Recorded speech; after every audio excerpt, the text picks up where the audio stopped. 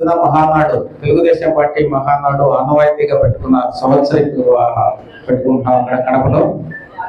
దానికి గాను ప్రతి డిస్ట్రిక్ట్స్ లో కూడా ప్రిపరేటరీ మీటింగ్స్ జరుగుతున్నాయి. మా కాన్స్టిట్యున్సీ లెవెల్లో వాళ్ళకున్న సమస్యలను రెజల్యూషన్స్ పాస్ చేసి డిస్ట్రిక్ట్కి పంపడం, తర్వాత ప్రతి డిస్ట్రిక్ట్లో కూడా పార్లమెంట్ స్టేజ్లో అవన్నీ కూడా క్రోడీకరించి మనం స్టేట్ పార్టీకి మనం సమర్పిస్తాం వాటికి మన సమస్యలని. అట్లాంటి రెజల్యూషన్స్ కూడా తయారు చేశారు జనరల్ సెక్రటరీ మన ప్రెసిడెంట్ గారు. అవి కూడా చదువుతారు ఇప్పుడు ముందు. అయితే ఈ సందర్భంగా మనం రిజల్ట్స్ రాకపోయినా కూడా ఎలక్షన్ అయిపోయి ఇప్పటికి 1 year అయిపోయింది. ఈ 1 year అయిపోయిన తర్వాత ఈ 1 yearలో మనం ఏం చేసాం, పార్లమెంట్లో ఉన్న నాయకులు కానీ అసెంబ్లీలో ఉన్న ఎమ్మెల్యేస్ కానీ ఏం చేశారు అనేది అందరం కూడా అనలైజ్ చేసుకుంటా ఉన్నాం. మీ అందరికీ తెలుసు, ఇవన్నీ రోజు పేపర్లో వస్తూనే ఉన్నాయి ఏమేమి అభివృద్ధి కార్యక్రమాలు జరుగుతాయి. అయితే పార్లమెంట్లో ఎంతవరకు మన నియోజకవర్గాన్ని మేము రిప్రజెంట్ చేయగలుగుతాం, దాని ప్రాతినిధ్యం వహించడానికి ఇంత ఎన్నుకోబడి వెళ్ళిపోయిన తర్వాత అక్కడ మేము సైలెంట్గా ఉంటున్నామా, లేకపోతే మన సమస్యల్ని అక్కడ రిప్రజెంట్ చేయగలుగుతున్నామా అనేది చూస్తే మన సమస్యలు అన్నింటినీ కూడా మనకు వచ్చిన వాటిలో మొదటిగా కొన్ని మన కేంద్ర ప్రభుత్వం చేసే ఉంటాయి, కొన్ని రాష్ట్ర ప్రభుత్వం చేసే ఉంటాయి. దానిలో కేంద్ర ప్రభుత్వం చేయాల్సిన వాటిలో రైల్వేకి సంబంధించి కొన్ని సాధించాం. ఇక్కడ అటు మన జనరల్ సెక్రటరీ గారు చెప్పినట్టు మనకి డబుల్ లైన్ ఒకటి మనం రావడం జరిగింది. అది కొంచెం ఎస్టిమేషన్ జరిగి టైం పడుతుంది, బట్ శాంక్షన్ అయితే అయిపోయింది. దానికి ల్యాండ్ సర్వే కూడా అవుతుంది, ల్యాండ్ ఎక్విజిషన్ టైం పడుతుంది, వెంటనే అవ్వదు. అట్లాగే పాకాల్లో కూడా మనం ఓ చిన్న రైల్వే ప్రాజెక్ట్ తెచ్చుకోగలిగాము. తర్వాత వందే భారత్ ట్రైన్ని రిప్రజెంట్ చేసి తెచ్చుకోగలిగాము. ఇక్కడికి చిత్తూరు మీదుగా అన్ని రాష్ట్రంలో అన్ని లైన్లో వచ్చిన సౌకర్యం మనకి చిత్తూరుకు లేదు. ఆ సందర్భంగా దాన్ని కూడా తెచ్చుకోగలిగాము. అలాగే ఎన్ఆర్ఈజిఎస్కి సంబంధించి కూడా చాలా పనులు ఫండ్స్ రాగలుగుతున్నాయి, కొన్ని ఫండ్స్ పెండింగ్ ఉన్నాయి, రావడానికి కూడా ప్రయత్నం చేస్తాం. అక్కడ కన్సర్న్ మినిస్టర్స్తో మాట్లాడుతూ ఉన్నాం. సో అలాగే మన హానరబుల్ సీఎం గారు రెన్యూవబుల్ ఎనర్జీ గురించి మాట్లాడుతున్నారు. Solar energy, green energy, green hydrogen గురించి మాట్లాడుతున్నారు. ఇవి ఎంతవరకు మనకు ప్రయోజనం అవుతుంది, అక్కడ పవర్ మినిస్ట్రీస్తో కూర్చొని మన చిత్తూరుకి ఏమి ఇవ్వగలరు అనే దాని గురించి కూడా మేము అడుగుతా ఉన్నాం. ఫండ్స్ ఇవ్వటం కానీ, లేకపోతే ఏదైనా ప్రాజెక్ట్ ఒకటి క్రాప్ అప్ అయితే ముందుకు వస్తే ఆ ప్రాజెక్ట్ని మన డిస్ట్రిక్ట్లో పెట్టడానికి సోలార్ ఎనర్జీకి సంబంధించిన దానికి కూడా ప్రయత్నం చేస్తాం. ఇవన్నీ అవుతాయి ముందు. సో అయితే ఇంకా ఏదైనా అభివృద్ధి కార్యక్రమాలు, ఇరిగేషన్కి సంబంధించి స్టేట్ గవర్నమెంట్లో ఫండ్స్ అని చేస్తున్నారు. మనకి అందరికీ ఎక్కడి నుంచి వాటర్ తీసుకురావాలి అని చంద్రబాబు నాయుడు గారు మనకి చెప్తానే ఉన్నారు. సో ఈ విధంగా అందరూ ఎమ్మెల్యేస్ మొత్తం ఏ నియోజకవర్గానికి సంబంధించిన అభివృద్ధి కార్యక్రమాలన్నీ కూడా అసెంబ్లీలో మాట్లాడుతున్నారు. మన హానరబుల్ సీఎం గారి దగ్గర ముందు పెడితే కొన్ని ప్రాజెక్టులు కూడా వస్తున్నాయి. అయితే ఈ రాష్ట్రంలో ఎక్కువ ప్రాజెక్టులు వచ్చినాయి మనకి. చాలా వరకు అనకాపల్లి డిస్ట్రిక్ట్కు, తర్వాత వైజాగ్ స్టీల్ ప్లాంట్ తెచ్చుకోగలిగాము. రాష్ట్రం చేస్తున్న కృషిలో కూడా తర్వాత మనం హెచ్పిసిఎల్ ప్రాజెక్ట్ తెచ్చుకోగలిగాం, స్టీల్ ప్రాజెక్ట్ తెచ్చుకోగలిగాము. ఇవన్నీ కూడా ఇప్పుడు ఇనిషియల్ స్టేజ్లో ప్రారంభ దశలో ఉన్నాయి. అవన్నీ ప్రారంభం అయిపోయి ఇన్ని లక్షల కోట్లకు ఇక్కడ కానీ ఇన్వెస్ట్మెంట్ పెడితే ఎంత ఉద్యోగాలు వస్తాయి. రాష్ట్రంలో ఎక్కడ ఉద్యోగాలు వచ్చినా అన్ని జిల్లాలకు సంబంధించింది కొన్ని వేల ఉద్యోగాలు వస్తాయి. మన వాళ్ళు ఎలక్షన్ ప్రామిస్లో 20 లక్షల ఉద్యోగాలు చేస్తామని చెప్పాం 5 yearsలో. ఈ 5 years 20 లక్షల ఉద్యోగాలు ఫస్ట్ ఇయర్లోనే మనం దగ్గర మనం రావాల్సిన 4-5 లక్షల ఉద్యోగాలకి పునాది పడిపోయినట్టే మనకు కనపడతాం. గౌరవనీయులైన లోకేష్ బాబు గారు కానీ వీళ్ళు దావోస్ వెళ్ళినప్పుడు, లేకపోతే ఢిల్లీ వెళ్ళినప్పుడు మనకు కావాల్సిన ప్రాజెక్ట్స్ అన్ని తీసుకొస్తున్నారు. సో అనేది అభివృద్ధి అనేది మనకి ఫిజికల్గా కనపడలేదు, కానీ పునాదులు పడిపోతుంది. ముందు నెక్స్ట్ ఇయర్లో మనకు అన్ని కనపడతాయి, ఎంత అభివృద్ధి కనపడుతుంది. తర్వాత మనం స్మాల్ స్కేల్ ఇండస్ట్రీ పెట్టుకోవాలనుకున్నాం. ఇక్కడ చిత్తూరులో కూడా మనం పెట్టుకోవాలనుకున్నాం. దానికి గాను వాళ్ళని తీసుకొచ్చి ట్రైన్ చేయడం జరిగింది. అలాగే ఎస్సీ కార్పొరేషన్, బీసీ కార్పొరేషన్, తర్వాత అదర్ కార్పొరేషన్లోనే లైవ్లోకి వచ్చినాయి. లైవ్లోకి వచ్చినప్పుడు ఏమవుతుందంటే వాటి ద్వారా అభివృద్ధి పొందే సబ్సిడీతో పొందే లోన్లన్నీ కూడా ఇప్పుడు వస్తున్నాయి. అందరు ప్రజలకు అందుబాటులో వస్తాయి. అభివృద్ధి అనేది కనపడుతుంది. అట్లాగే సంక్షేమం కూడా మన ఆనరబుల్ సీఎం గారు ప్రామిస్ చేసినట్టు సంక్షేమం ఒక పక్క కనపడుతుంది. పెన్షన్స్ వచ్చేసినాయి. తల్లికి వందనం కూడా రేపు అనౌన్స్ చేశారు. తర్వాత ఆర్టీసీని అనౌన్స్ చేస్తున్నారు, ఫ్రీ సర్వీస్ ఉమెన్కి. తర్వాత సిలిండర్స్ ఇచ్చేశారు. తర్వాత అట్లాగే మనకి సంక్షేమం ఒక పక్క, అభివృద్ధి ఒక పక్క, రెండు ఎక్కడ కూడా రిలెంట్లెస్ గా అంటే విశ్రాంతి తీసుకోకుండా చంద్రబాబు నాయుడు గారు మనకి ఆనరబుల్ సీఎం గారు చేస్తా ఉన్నారు.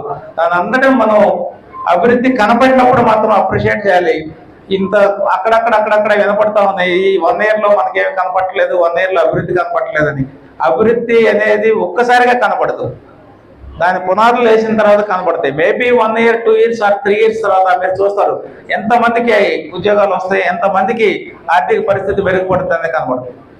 సో మనకి చాలా టైం తక్కువ ఉంది కాబట్టి మన రిజల్యూషన్స్ కూడా జనరల్ సెక్రటరీ కూడా చదువుతారు. ఏమేమి రిజల్యూషన్స్ మనం పాస్ చేసాము, మనం సెంట్రల్ ఆఫీస్కి సబ్మిట్ చేయాల్సింది.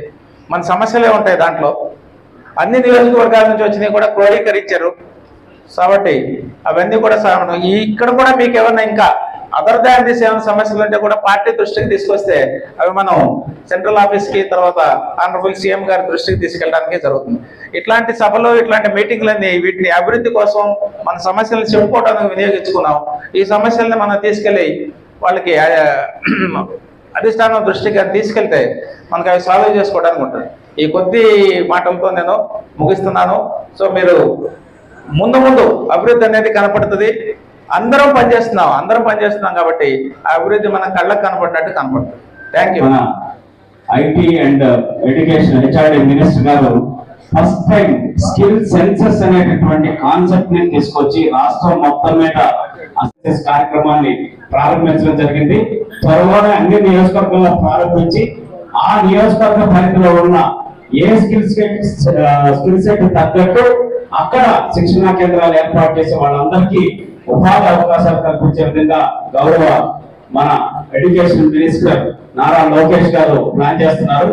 కాబట్టి అటువంటి ప్రతిపాదన ద్వారా ఇక్కడ మన చిత్తూరు జిల్లా హెడ్ క్వార్టర్ లో చిత్తూరు జిల్లాకు సంబంధించి ఆ స్కిల్ సెంటర్స్ అన్నింటినీ కూడా సెంటర్ ఆఫ్ ఎక్సలెన్స్ కూడా ఏర్పాటు చేసి ఇక్కడ ఉండేటటువంటి నిరుద్యోగ యువతకి ఉపాధి కల్పించాలని చెప్పనే అంశాన్ని నేను మీ అందరికి ప్రతిపాదిస్తున్నాను. దాన్ని ఆమోదించవలసిందిగా కూడా విజ్ఞప్తి చేస్తున్నాను. ముఖ్యంగా చిత్తూరు పార్లమెంట్ లో 7 స్థానాలు పార్లమెంట్ లో జయ సంకేతం ఎగరవేయడానికి కారణకులైన ఇక్కడ ఉన్న లీడర్స్ అందరికి కూడా నా అభినందనలు. ముఖ్యంగా ఇందాక అనుకుంటున్నాం, అందరూ చెప్పారు, మనం హిస్టరీలో ఎప్పుడు లేని విజయాన్ని మనం చేజిక్కించుకున్నాం. దాన్ని మనం నిలబెట్టుకోవాల్సిన అవసరం ఎంత ఉంది. రానున్న రోజుల్లో ఎలక్షన్లు అనేది ప్రతి 5 సంవత్సరాలకు ఖచ్చితంగా వస్తాయి. అది మనం ఎప్పుడు దృష్టిలో పెట్టుకోవాలి. మళ్ళా కూడా మనమే రావాలి.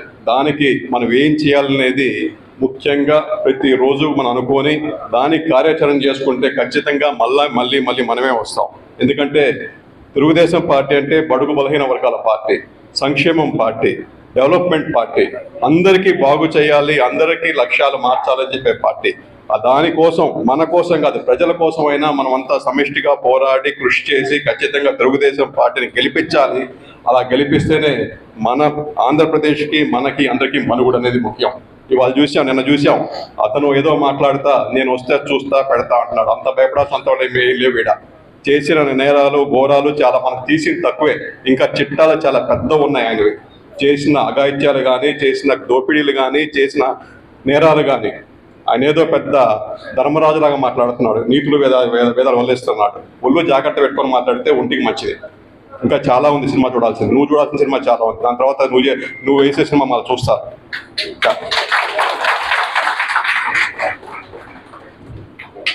ఇంకా ఇక్కడున్న వైసీపీ నాయకులకు కానీ వాళ్ళు కూడా ఎక్కడ చూసినా ఏ ఊర్లో అంటే నిజంగా చెప్పాలంటే జేబు కొట్టే వాడి నుంచి గజ దొంగ దాకా ఆ పార్టీలోనే ఉన్నారు నా దేశంతో వచ్చి. వాళ్ళు ఇవాళ కూడా ఎక్కడికి పోయినా కూడా, ఏ ఊరికి పోయినా కూడా ప్రజలను చూస్తే జిగుర్చుకుంటున్నారు.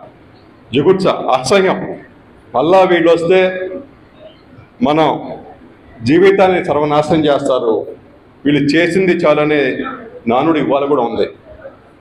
అంటే అంత ఘోరమైన పరిపాలన చేశారు వాళ్ళు. ఆయన నిజంగా ఎక్కడా చూడలే ఒక మనిషి ఇంత పట్ట పగలు అబద్ధాలు చెప్తాను అంటే ఎదవలైపోయామనుకుంటున్నారు జనాలు. నాకు ఏ పేపర్ లేదంటాడు. సాక్షి పేపర్ ఎవరిది, సాక్షి టీవీ ఎవరిది? అంటే చెప్పేదానికి కూడా అవధులు లేని అబద్ధాలు చెప్తా ఉన్నారు. మనం ప్రజల్లో ఉండాలి, ప్రజలను కలుపుకోవాలి, ప్రజలు హర్షించే పనులు చేయాలి. ప్రజలను మమేకం చేసుకుంటే ఖచ్చితంగా మళ్ళా మనకి తిరిగి అధికారం కట్టబెడతారు, మనకి సేవ చేసే భాగ్యం మళ్ళీ కల్పిస్తారు. అది చేస్తామని చెప్పి నమ్మకం ఉంది. ఎందుకంటే మన దగ్గర ఉన్న లీడర్స్ అంతా కూడా ప్రజాసేవలో చేసి గత 30-40 సంవత్సరాలుగా సేవ చేసిన వాళ్ళంతా ఇక్కడ ఉన్నారు. ఎవరు ఆస్తులు కూడా పెట్టుకోలేక ఇక్కడున్న వాళ్ళు ఎవరు కూడా అంతా పోగొట్టుకున్న వాళ్ళే. సేవ చేస్తా అంతా కూడా సీనియర్ నాయకులే. వీళ్ళని చూసి మనం చెప్పచ్చు తెలుగుదేశం పార్టీ దేనికోసం ఉందనేది. ప్రజల కోసం పోరాడేవాళ్ళం, ప్రజల కోసం పనిచేసేవాళ్ళం. గాలేరు నగరి ఖచ్చితంగా అది ఈస్టర్న్ పార్ట్ ఉమ్మడి చిత్తూరు జిల్లా ఈస్టర్న్ పార్ట్కి సాగునీరైనా తాగునీరైనా అందించడానికి వచ్చే ప్రాజెక్ట్ అది. ఖచ్చితంగా దాన్ని త్వరతగతిన, ఎందుకంటే మాకు ఇండస్ట్రీలకు కూడా వాటర్ కావాలంటే అదే బేస్ కాబట్టి ఖచ్చితంగా దాన్ని కూడా త్వరతగతిన టేకప్ చేయాలా. అలాగే మాకున్న 3 మండలాలు, ఇప్పుడు ఎందుకంటే 2 మండలాలు ఖచ్చితంగా 2 మండలాలు ఒక మున్సిపాలిటీ తిరుపతి జిల్లాలో ఉన్నాయి. మిగతా 3 మండలాలు మున్సిపాలిటీ కూడా తిరుపతి జిల్లాలో కలపాలి. ఎందుకంటే అది చిత్తూరు మీద ఇబ్బంది అని కాదు, ఓన్లీ లాజిస్టిక్స్, రాను పోను హాస్పిటల్ విద్య అంతా అక్కడ అనుకూలం సానుకూలం కాబట్టి అది కూడా చేయాలి. ఇంకోటి బాబు గారు నగర్ వచ్చినప్పుడు కూడా ఆయన మీటింగ్లో దాన్ని ప్రస్తావించి ఖచ్చితంగా మన అధికారం రాగానే ఉన్న బ్యాలెన్స్ 3 మండలాలు మున్సిపాలిటీని కూడా తిరుపతిలో కలుపుతామని చెప్పి మాట ఇచ్చున్నారు. అలాగే మనం బాబు గారు తెలుగుదేశం పార్టీ ఉమ్మడి కూటమి ప్రభుత్వం వచ్చినప్పటి నుంచి కూడా మనం డెవలప్మెంట్ కోసం మాట్లాడుతా ఉన్నాం. ఎక్కడ చూసినా కూడా ఏ ఇండస్ట్రీ వస్తూ ఉంది, ఆ ఇండస్ట్రీ వస్తూ ఉంది. మన లాస్ట్ ఈ నెలలోనే నారా లోకేష్ గారు ఇక్కడ ఎల్జీ పరిశ్రమకి 5,100 కోట్ల రూపాయల పరిశ్రమ శంకుస్థాపన చేశారు. ఎక్కడ శ్రీ సిటీ దగ్గర. అలాగే అనంతపూర్లో రీకో అనుకుంటా గ్రీన్కో, అది కూడా ఒక 30,000 కోట్ల ప్రాజెక్టు. అంటే ఎక్కడ చూసినా కూడా మనకి అభివృద్ధి సంకేతాలే కనపడతా ఉన్నాయి. అంత పెట్టుబడి కనిపెడితే ఇక్కడ మన ఎల్జీ వాళ్ళ దరిదాపుల్లో 3,000 కొత్త ఉద్యోగాలు క్రియేట్ అయ్యే అవకాశం ఉంది, ఉపాధి అవకాశాలు ఉంది. అలాగే అనంతపూర్లో కూడా ఒక 30-40 వేల మందికి ఉపాధి కల్పించే అవకాశాలు ఆయన కల్పిస్తున్నారు. ఇలా ఈ మన 11 నెలల వ్యవధిలో చూస్తుంటే దరిదాపుల్లో మన ఆంధ్రప్రదేశ్లో 2.5 లక్షల పైన దాటిపోయింది ఇన్వెస్ట్మెంట్స్. మన ప్రపోజల్ కానీ ఎక్స్ట్రా శాంక్షన్ కానీ లేకపోతే గ్రౌండ్ అవుతున్నాయి కానీ ఇవన్నీ కూడా చూస్తుంటే ఖచ్చితంగా 5 సంవత్సరాల్లో మనం భవిష్యత్తులో మన భావితరాల వాళ్ళకి కూడా అంటే మన ఉపాధి కూడా కల్పించడానికి ఆస్కారం ఉంటుంది. అదే మామిడి రైతులు ఇందాక పెద్దలు అందరూ మాట్లాడారు, దొరవమన కానీ ఎంపీ గారు కానీ మాట్లాడారు. ఖచ్చితంగా దాన్ని కూడా టేకప్ చేస్తారు. మీటింగ్ కూడా ఉంది ఇప్పుడు. అంటే బురదలో పొల్లాడలేం, మనం బురదలో పొల్లాడలేము. ఎంత తక్కువ మాట్లాడతాం మంచిది. ఆమెది గొప్ప అనుకుంటుంది కానీ అది అసహ్యం అనుకోదు. దానికని ఆమె చేసిన అవినీతి కానీ అక్రమాలు కానీ దోపిడీలు కానీ దొమ్మిలు కానీ భూ ఆక్రమణలు కానీ లంచాలు కానీ అవన్నీ కూడా ఖచ్చితంగా ఒక సిట్ ఆమె మీద వేసి కూడా విచారిస్తే మంచిదని చెప్పి నేను కూడా ప్రభుత్వాన్ని కోరుకుంటా ఉన్నాం. అలాగే కోసల్ నగరంలో దరిదాపుల్లో ఇప్పటికే చాలా భూమి మన గవర్నమెంట్ తరఫున అక్వైర్ చేసి ఏపీఐసి కూడా హ్యాండ్ ఓవర్ చేయడం జరిగింది. మా నాన్నగారు గాలి ముద్దుకృష్ణ ఉండగానే 2,500 ఎకరాలు అక్వైర్ చేశారు నానుండగానే. అప్పటి నుంచి ఇప్పుడు దాకా అది నిరూపంగా ఉంది. అప్పటి నుంచి ఇప్పుడు దాకా దానికి కూడా ఒక దిశా నిర్దేశం ఆయన లేని రోడ్ కనపడతా ఉంది. ఆయన కానీ ఉంటే ఇప్పటికంతా ఇండస్ట్రియల్ పార్క్ అయిపోయి ఉంటుంది. ఖచ్చితంగా అది టేకప్ చేయాల్సిన అవసరం ఉంది. ఖచ్చితంగా దానికి కూడా ఒక దిశానిర్దేశం ఇచ్చి అక్కడ ఇండస్ట్రీస్ ఎస్టాబ్లిష్ చేసి మన చిత్తూరు జిల్లాకి ఇంకొక మణిహారం లాగా తయారు చేయాల్సిన అవసరం ఉంది. ఎందుకంటే ఒక పక్క శ్రీ సిటీ ఉంది, ఇంకో పక్క కోసల్ నగర్ ఉంది అనిపించే నానుడి మనం తీసుకొస్తే డెవలప్మెంట్ అనేది ఒక బెంగళూరుకో చెన్నైకో హైదరాబాద్కి పోవాల్సిన అవసరం లే. అది కోసల్ నగర్కో లేకపోతే శ్రీ సిటీకో లేకపోతే అమరావతికో విశాఖపట్నంకో పోవచ్చు అనేది మనమే ఇక్కడ క్రియేట్ చేయగలిగితే అది మనకున్న నిరుద్యోగ యువతకి ఒక మంచి భవిష్యత్తు మన దగ్గరే చూపించడం అవుతాం. ఇవన్నిటికి కూడా మీరు ఆమోదం పలకాలని చెప్పి మనం కోరుతాం. అలాగే ఈ అవకాశం ఇచ్చిన పెద్దలందరికీ కూడా మీ అందరికి కూడా పేరు పెద్ద ధన్యవాదాలు చెప్తున్నాను. జై హింద్.